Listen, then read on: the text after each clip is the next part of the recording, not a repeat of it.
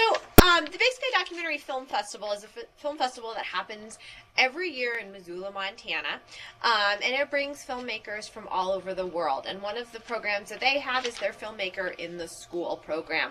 And we are so lucky to be a part of that because that brings filmmakers virtually into your classrooms. And today, I have a filmmaker. Her name is Alex Lazarovich. I had to practice that. And she created the film Cree Code Talker. And Alex is come on over. You're Cree yourself. Yes. From Canada, although currently living in New York, which is really fun. Last year her film was featured at the Big Sky Documentary Film Festival, and she decided that Montana was so awesome she had to come back, and we're so glad that you did. And also, it's kind of fun. Another fun spot is that her dad actually went to school in Montana, as she said, like a gajillion years ago, because, right, our dads all went to school a gajillion years ago. I think it feels that way. So what we're going to go ahead and do is we're going to start off with, come on in, with the film, Cree Code Talker, and we're going to play the film, and then we're going to have an opportunity to talk with Alex and really share, have her just share some stories and have you ask some questions. Let her set up the film a little bit. Oh yeah, do you want to? That's a great idea. Yes, go ahead and tell them a little bit about everybody. this. So Cree Code Talker was a film that we created about 3 years ago now, and it's actually kind of an interesting story about how the film was made. I'm originally from northern Alberta, Canada, and I'm Cree myself. And one of my aunts had been telling us this story about our uncles who worked during World War II and did code talking. And so for a long time she kept harassing me and said, Alex, you really need to make a film about our uncles. You need to make a film about our uncles. And finally I was like, all right, let's do it. And we put together a team, and we were able to up in Canada, and we were able to create this film. And also with it, we were able to hire a research company out in Toronto at Ontario College of Art and Design, and they did all of the research for us. And that's sort of what led to this historical documentary that you're going to watch right now. You know, before we start, I know, Cutbank, I know that you have been studying Code Talkers. Just for the rest of the schools, would you give us a quick definition of what is a Code Talker?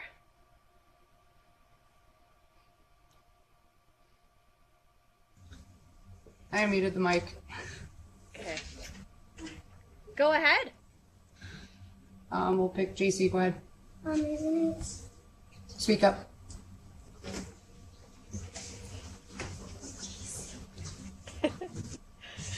It's okay, don't be shy. None of us bite. Okay, whisper. Go ahead. Speak up. Isn't it? Speak up. You have to speak up.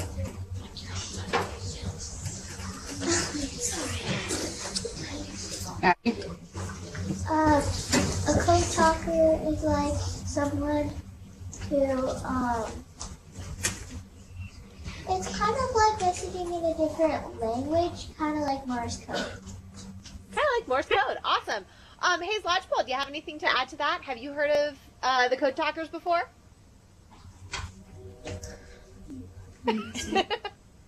You, the orange shirt, has heard of the Code Talkers. All of your friends are saying. It's okay if you don't want to add anything right now. Just before we get going, do you want to give them a quick overview? Yeah, I mean, what's interesting about Indigenous languages is that because they're spoken in such an interesting way and also written in an interesting way, that it makes it a really amazing quality code, and it's really hard to break because not that many people speak Indigenous languages across North America, and that's sort of what made it special, especially during World War II, and that's why lots of these gentlemen were picked up by the Navajo, did this in the Pacific, and Native Indigenous people from Canada did it out in like Belgium and Germany during World War II. So it's a really interesting way to understand how language is used and how cool it is to have Indigenous languages be used to, help save lives and ultimately help win the war. So I hope you guys enjoy the film, and we'll talk about it afterwards. one thing, two students, if you'll be really, really quiet so you can hear it. That'd be great. Okay, here we go.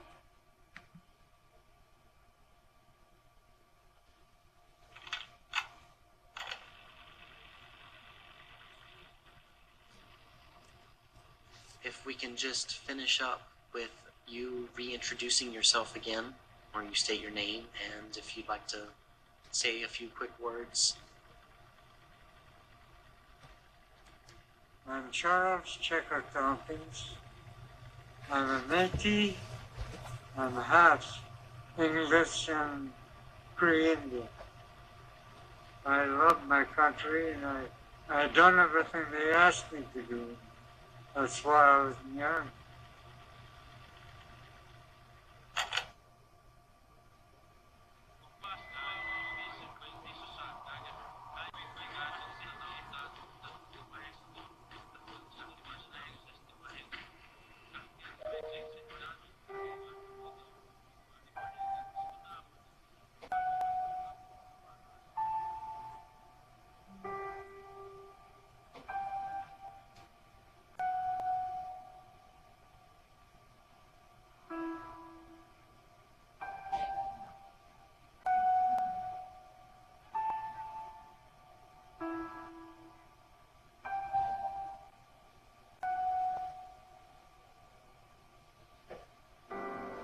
Nani hutti pisien.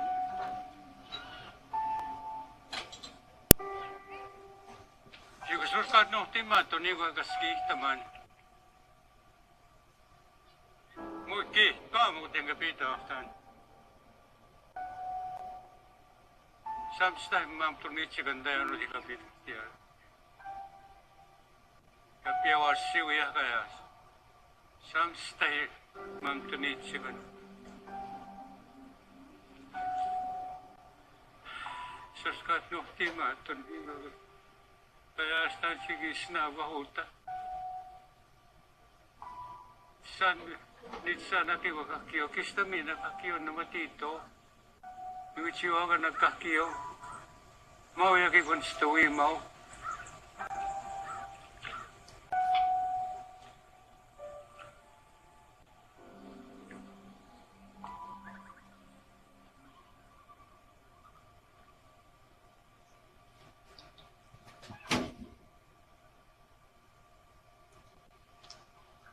Charles Manegi Sekato Stis. Magaya. Nickname Manegi Miaya. Chikusis Manegi Sekati. Kakaway ako ta kakaway. Utay. Nagsimanegi Sekata. Chikusis. Checkeri one Mawiki. Checker Tompkins. Good Chikusis. His name was Charles Marvin Tompkins, but we called him Checker, and I'm not sure why they called him Checker. But every one in my family had some sort of a nickname.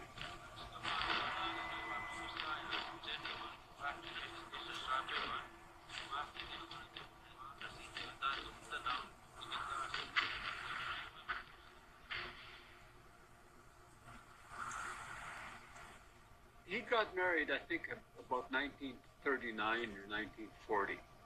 And shortly after that, he joined the military.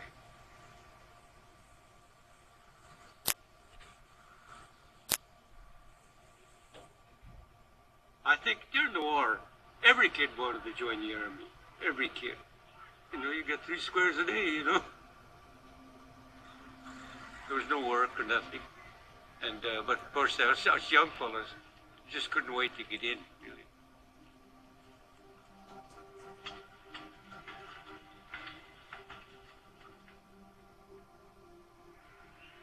I think a lot of our brothers and sisters who went overseas learned a different lifestyle. For the first time, people felt concrete under their feet. For the first time, they saw buildings higher than 10 stories high. We shall fight on the seas and oceans. We shall fight on the beaches. We shall fight on the landing grounds. We shall fight in the fields and in the streets. We shall fight in the hills. We shall never surrender. And it read that all personnel who could speak an Indian language report to such and such a hangar on such and such a date. checker reported. He said there was about 600 Aboriginal people in it. They were broken up into small groups, into their language groups, and given messages to translate back and forth.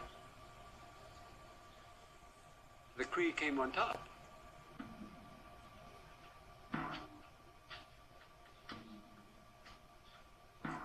They had a way of expressing every different type of aircraft that they had. Sagamis Kapaksigi, that's a mosquito bomber. Sagamis is mosquito, and bomber is an explosion in Cree. Kapaksigi.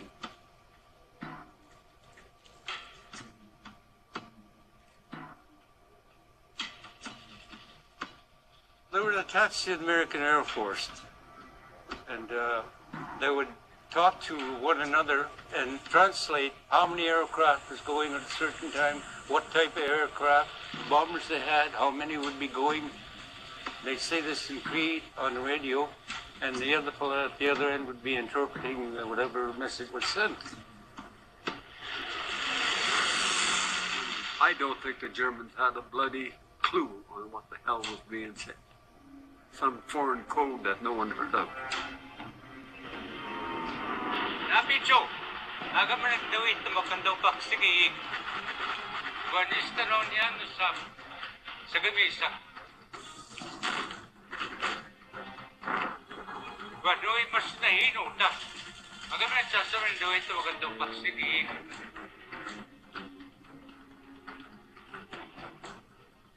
Since the Americans couldn't understand what they were saying, they were just translating messages.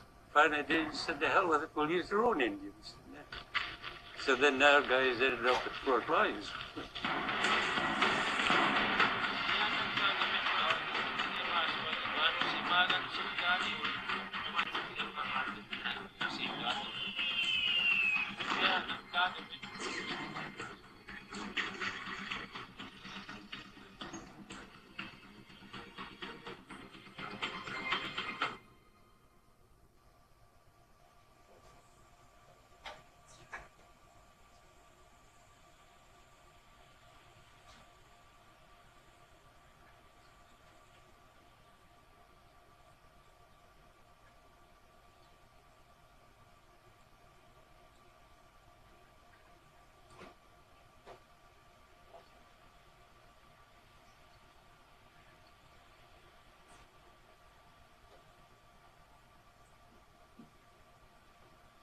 He didn't like the war because of this destruction he saw and the action that he was in. I told Checker, it's about time our knee styles were getting some credit for what they did. And that's when he told me that he was a code talker during the war. I asked him why he hadn't told me earlier. He said I was sworn to secrecy. And that's why he never said a word.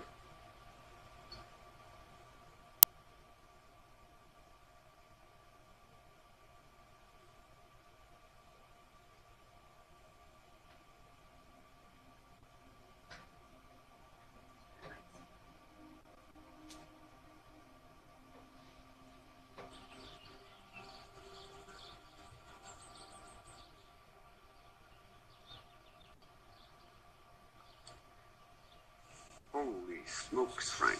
Remember these? That's the kind of pictures they used to take when we were junior NCO school. It's great. That was in the wintertime. The checker's right there. Yeah. He looked serious. He was never serious in the military. He always looked serious in the picture. Yeah. This must have been their very first day in uniform. They both looked like hell. Always was. Peter and Checker. You know, he couldn't have had that uniform probably the first time he put it on. He's trying to look taller than he Yeah. should be. You know, that's a good picture of Checker. God, I say, Yeah. He looks serious as hell. Shake it. Really brings back lots of memories. Lots of good memories. It's really good.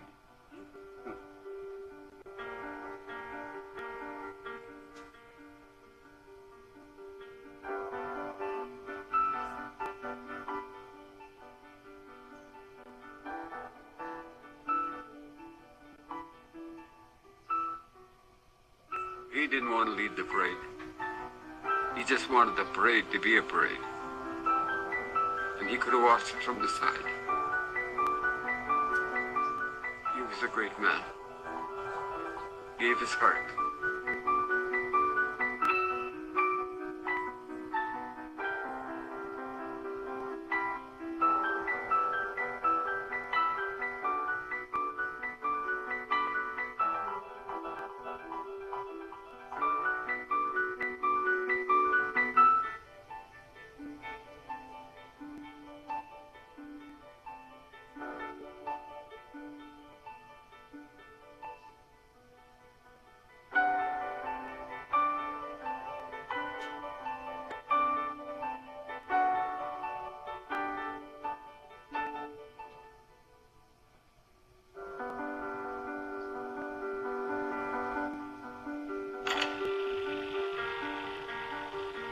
Although you've done the job of Cree Indians, that fact doesn't matter.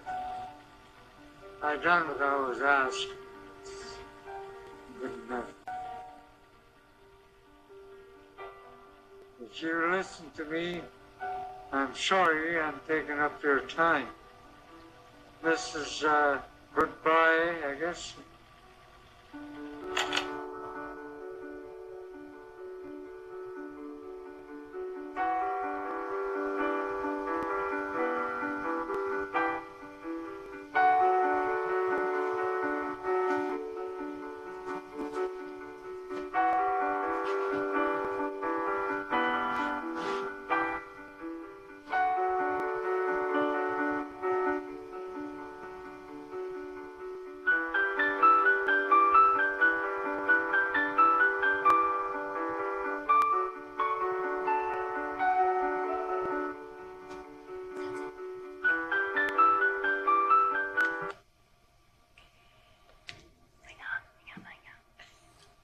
Go ahead and talk.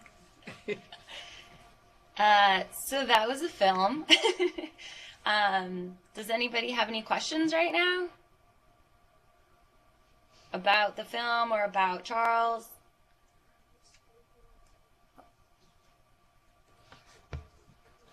I'll move.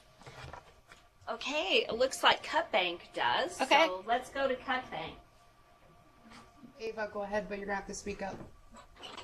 Why would the Cree Indians tell the other people what they were doing? Could you repeat the second part of that?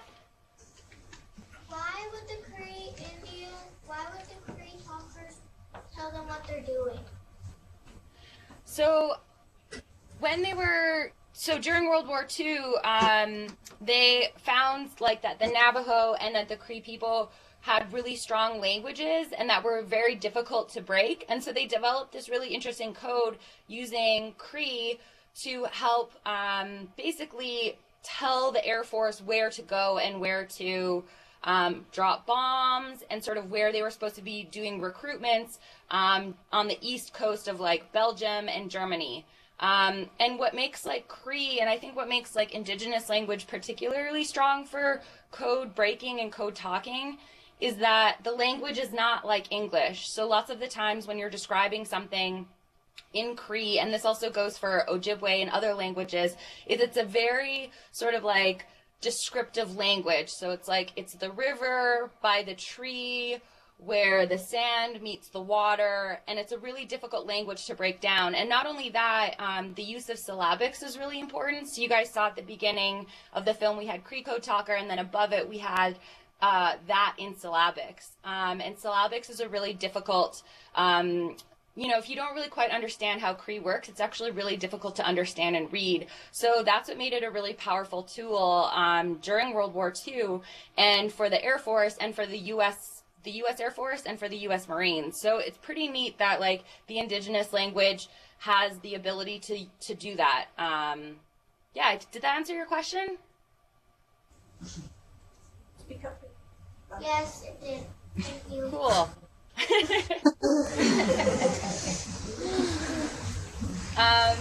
But like also what's really interesting about this project is, you know, lots of stories that are in history books aren't really told very often. It's usually told from one perspective, and it's usually the winner's perspective.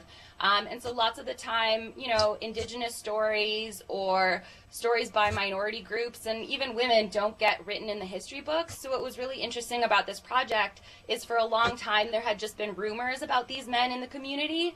And what we were able to do with this film is really show and prove that these guys did this work because no one had ever done research on this before. So as part of like a film, it was also a really cool opportunity to help other people realize that this was something really amazing and neat that these gentlemen did.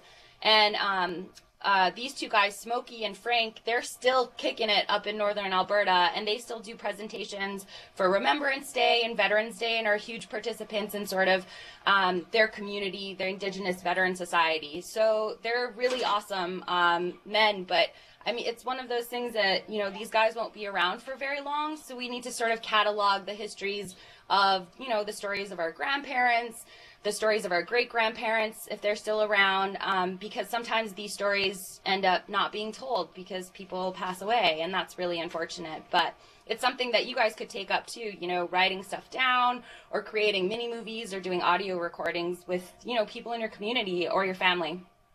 Let's go ahead and do 2 more questions from Cutbank, and then here's some initial reactions from Hayes, Lodgepole, and Bozeman. So go ahead, Cutbank, a couple more questions from you. Phantom, go ahead. What inspired you to make this film?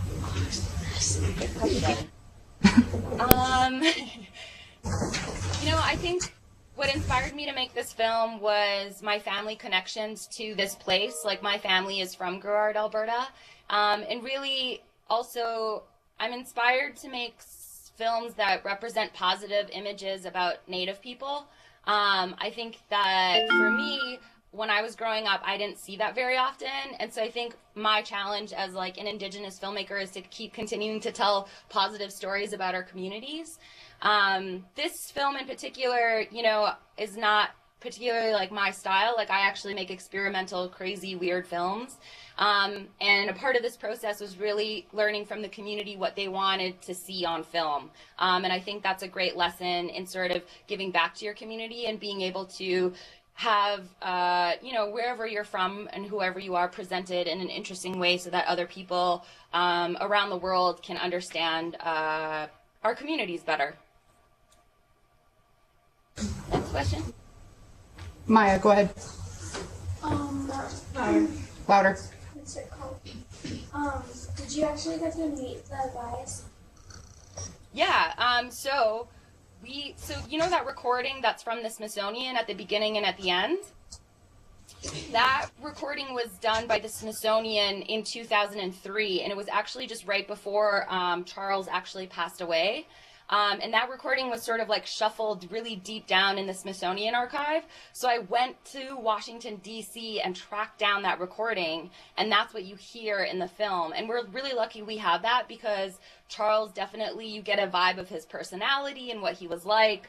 And, you know, the 2 guys, Smokey and Frank, they're his brothers, and they're super awesome. And, you know, we sat outside and filmed, and we were covered in mosquitoes all of the time while we were filming because it was so hot and smoky from forest fires that were burning. So I got to meet these 2 guys, but unfortunately I didn't get to meet any of the original code talkers.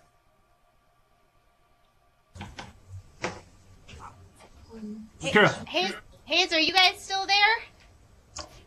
I think, or did you guys have to leave? Can you mute them, Kathleen? Do you hear me? Yeah. Okay. Tadsegwa. Good morning. Well, our kids had to go to class. We just were really glad to be a part of it. We actually buried our last code talker on Fort Belknap I think it was last fall. His name was Gilbert Horsey. So our kids have quite the background, and they do quite a bit of research with indigenous languages. So we were really, really glad to be in on it, and keep up the good work. Awesome. Thank you so much for participating. Yeah. Tuffy, Yeah.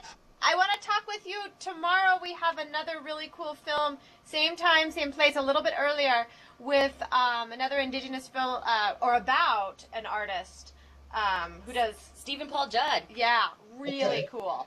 So, how many language families in Canada were used in the war? Do you know? Well, it was Cree. What we discovered through our documentation was it was Cree, but used from northern Alberta. So it wasn't like Southern Plains. It was more woodland Cree, because there's about 4 dialects from Saskatchewan and Alberta. Mm-hmm. So did they use like the Dene, or did you? No, when we did our research for this particular project, it was that they only used Cree on sort of like the European front, and then they used the Navajo language and the Dene language for the Marines. But they were 2 separate projects. So like they had no connection to each other. They were sort of done at the same time under like really super top secret code. Yeah, well, nobody even knew about our people on Fort Belknap being code talkers until maybe 3 or 4 years ago. And then it kind of became front and center, because we're a Siouan speaking bunch. Assiniboines are Siouan speaking, so so it's pretty interesting. But I got to get to class. Okay. Thank you, guys. Okay, let's go ahead and go classes that are in there, and so I suspect that they have quite a few questions. All right, Makira, go ahead. How long did it take you guys Turn and look over here and talk to this. How long did it take you guys to make the film? How long did it take to make the film? It took a long time. It took about 2 years. And that was one of the things that, it's a really short film. Like, it's only 13 minutes, but it takes so much time and effort to sort of gather all of the resources. We spent 6 days in Gruard on site filming. So that was sort of just like filming with the elders. But it took about 2 years to, get all of the money for the film, and then, do the planning. We hired the research company, and then the editing took a really long time also. That took about four months. There's lots of parts to making short films. Like, we hired a composer, so all the music you heard was original. And these guys just sit and, make up music on the fly, which is really interesting. And after that, now we're sort of doing the film festival circuit. So we've had like some really great success. Like, we're on National Geographic right now. And it's sort of playing in all these different places and reaching different audiences. And that's the best that you can hope for when you're trying to tell unique stories. I have a really quick question. Yeah. Earlier you said that this movie is actually available for free. If they wanted to share this with their parents, yes. Where would they do that, or how could they do that? So this film is totally available for free on the internet. It's available on YouTube and also on the National Geographic platform. And if you just type in Cree Code Talker National Geographic, or if you type in Cree Code Talker YouTube, it comes up and you can watch it sort of anywhere and all over the internet. And that's a really important thing, I think, for everyone to be able to hear stories like this one. So check it out. And we have a Facebook page too, where we post updates about different events that are happening and, things that are really interesting and tied to code talking.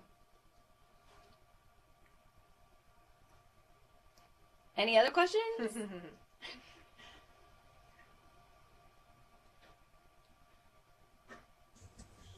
Alex, how about a little bit about Kayla, go ahead. After. Oh, sorry. Go ahead, Caleb. Are the people who are in the war still alive or not? No, they've all passed. From what we were able to do with our research, is all of them have passed away, which is, that's really sad. But we're just lucky that we had that one recording from Charles, and I think having his voice and hearing his voice is a really unique thing to have in a film, so that you guys can hear him and sort of hear his point of view. Really cool. Any other questions? I think there's a lot of questions. What if we pause for a minute though and give us a little bit about your background and how you got into filmmaking. Yeah. So I'm originally from Canada, and I got into filmmaking because I was an actress, a child actress in Canada. And I did that for 10 years, and I was like, you know what, being an actor kind of sucks. I want to make my own films. And I sort of struck out and ended up making my own films. And I've been doing it for about 12 years now. And what's really cool, I think, about filmmaking, and if any of you guys are interested in filmmaking, is that it's always an adventure. And I feel like I'm like a modern day pioneer striking out and doing really cool things because it involves a lot of travel. You get to meet new people all the time. There's different subject matters. And you get to go to really interesting communities. I was just actually up in the Arctic in Canada working on a film, and I tried beluga whale for the first time from the Innu people. And that's an experience that I would never get to have if I wasn't doing what I do. And I think, you know, filmmaking is a really unique way for everyone to tell their stories. And you can be a filmmaker, you can be a writer, you can be a producer. There's all sorts of like technical things that you can do to work in film, and it's really, really cool. Did you go to school to learn how to do film? I went to school. I have like a history degree, which I guess is helpful for this project. But I actually didn't go to school for filmmaking. I was sort of self-taught and mentored by other people. And that's also another way to get into filmmaking is you can learn from other people who want to take you under their wing and teach you about filmmaking. And that's hands-on experience that you can't really get anywhere. It takes a lot of time, but it's definitely worth it if, you know, you're interested in filmmaking and love, you know, telling stories. That is super cool. I can imagine that might have sparked some questions from our friends in Cut Bank.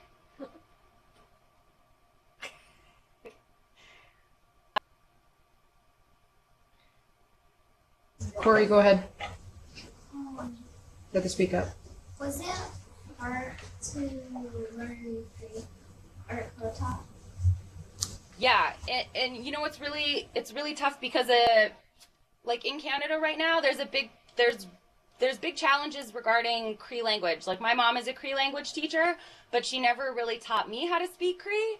So I have a difficult time trying to learn it now. And it's just mostly because it's different sounds and it's just a different way of thinking because I grew up speaking English. But there are lots of people who are super fluent in Cree way north and who live in sort of remote communities. And it's still being spoken to this day. Like I can go to the gas station up at my reservation and I can hear the elders talking all the time. So it's still around and it's being introduced into schools. And I think hopefully more kids will learn Cree and maybe be inspired by, you know, this film and the code talkers to learn their languages. I'm wondering if you could teach us one word or one phrase in Cree. Okay, well, I'll say hello. Oh, that's good. And the word in Cree is tanse, and you say tanse, and it means hello. Tanse. Can you try that, Cut Bank? Tanse. And then, how about goodbye?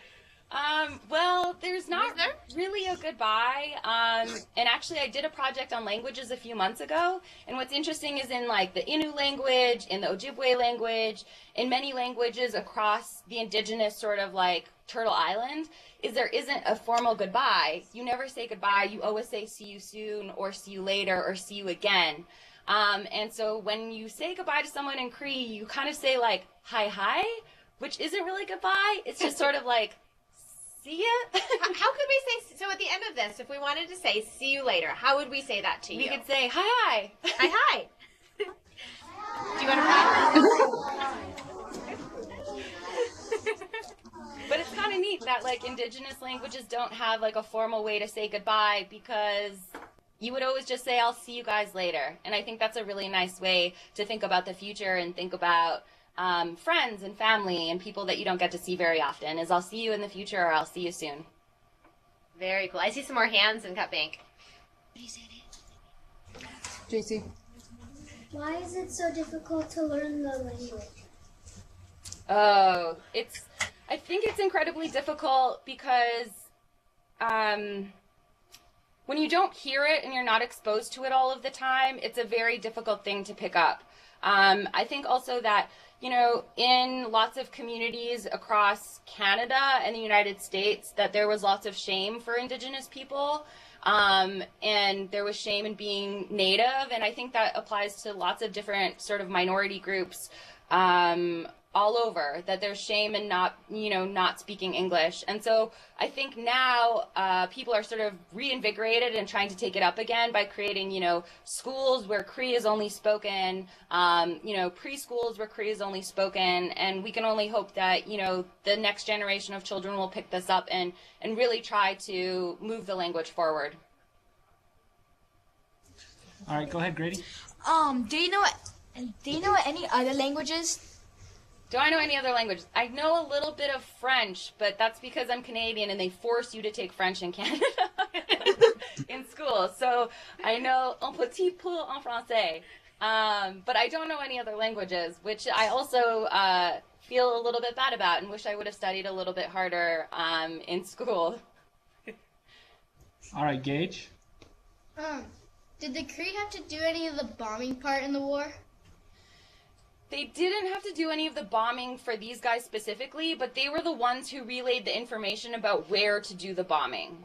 So how it worked is they would station one guy at one sort of airport, and then they would station another guy at another airport, and they would communicate with each other, and then they would translate the messages that were sent, and then they would give it to the officers, and then they would tell the bombers where to go bombing. And I think, you know, that's a really interesting sort of job at that time. So they didn't really get any like action on the front lines, but they were definitely behind the scenes and really tried to target bombing targets, especially during like in 1943 and 1944, which were really big years in World War II, you know, to try to take advantage and win the war, essentially. All right, and we got one more, I think. Addie? How did they get the Cree to help them in the war?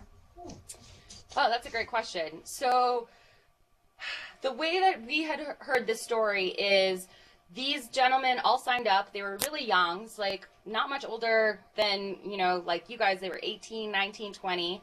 They signed up. They were from remote reservations in Alberta. And, you know, what's interesting is like they came from a place where there was only gravel roads. You know, there was not big cities, and they signed up, and they ended up in Europe, and they ended up in Britain.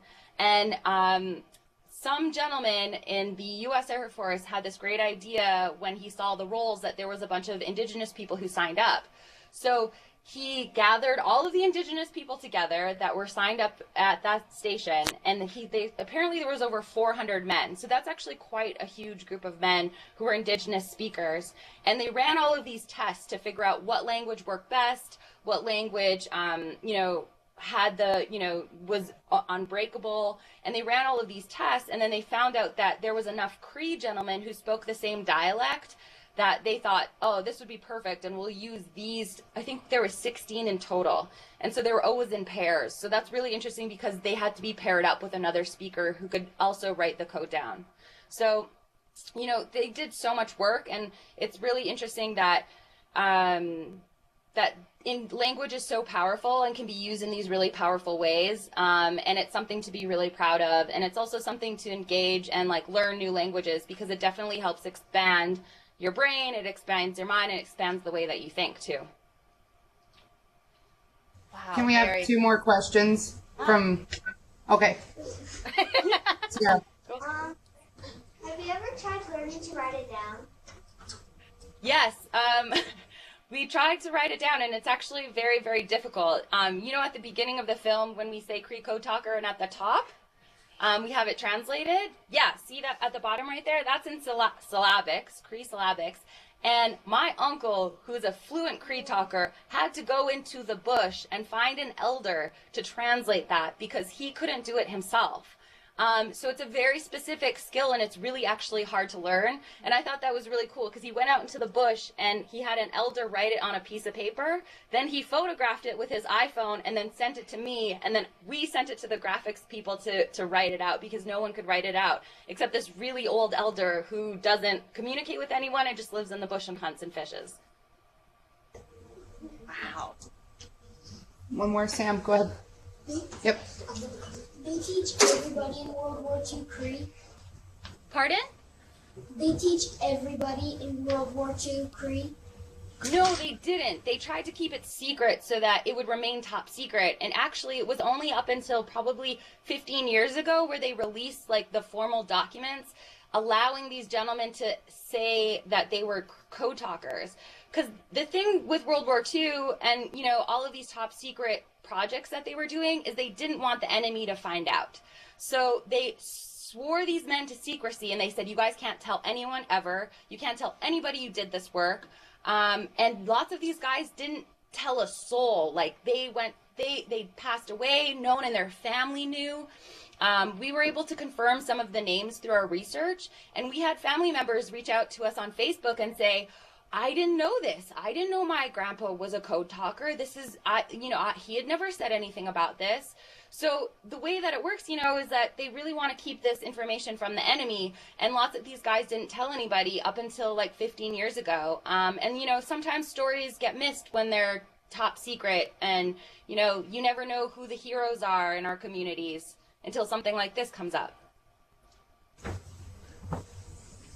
That's all right. I think we're good. Yeah. Yeah, you guys good? Well, you guys, thank you so much for joining us today. And my goodness, Alex, thank you so much for sharing the story with us. This is a very cool story. Thanks for all of your questions. You guys are super awesome. Yeah, and remember, you can, if you Google Cree Code Talker in National Geographic, you'll be able to share this with your parents at home if you would like to share this story with them. And the Big Sky Documentary Film Festival is happening right now in Missoula, and so we'll have some more filmmakers coming into the studio as well. So let's see, it's to say see you later is hi hi hi hi hi hi. So can we yes. Hi.